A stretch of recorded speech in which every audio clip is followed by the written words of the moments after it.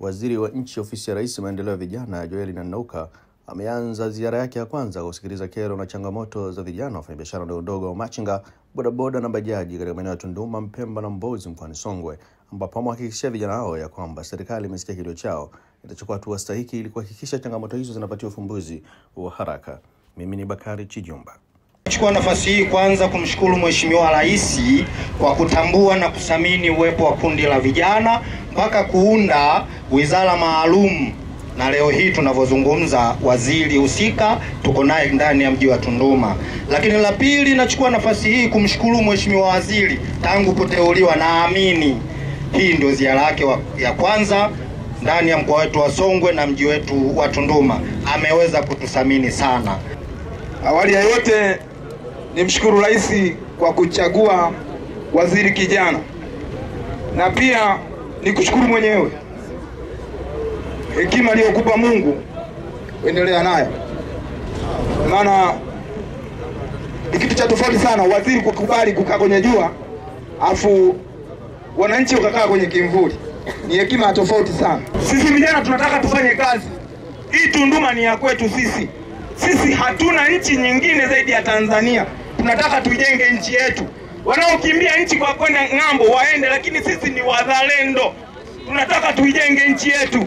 Fursa za ajira zianze kuwafuata vijana. Zamani tulikuwa tunasema vijana wazifuate, lakini kwa sababu umekuja kijana mwenzetu, una mbio kama sisi, tafadhali naomba tukimbie pamoja mbio hizi za kuhakikisha vijana wanafikia malengo yao. Asante.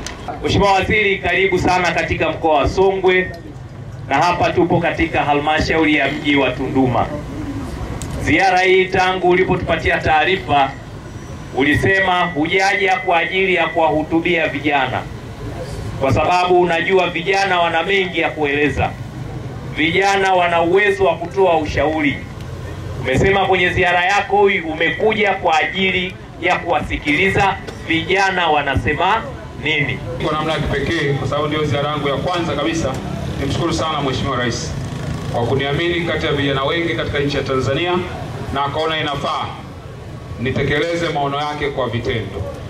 Na kwa upendeleo mkubwa sana, kwa mara ya kwanza katika historia ya nchi yetu tumeundiwa Wizara ya Maendeleo ya Vijana. Na wizara hii, ili kuhakikisha inatekeleza majukumu yake ipasavyo, ameweka chini ofisi yake yeye mwenyewe.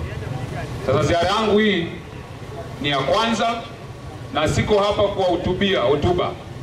Nimekuja mkoa wa Songwe na mikoa yote nitakayopita, nataka nisikie vijana wana hoja gani, hoja ambazo Mheshimiwa Rais anatakiwa kuzifanyia kazi.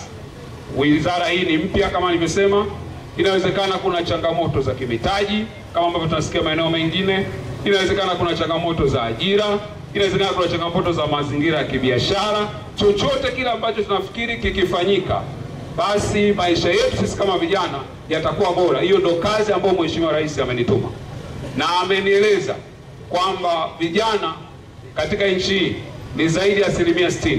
65% ya wananchi wa Tanzania ni chini ya miaka 35. Lakini katika wafanyakazi wanaojishughulisha na shughuli za kiuchumi, vijana ni 55.6. Maana yake anaweka mkazo mkubwa sana kwenye maendeleo ya vijana.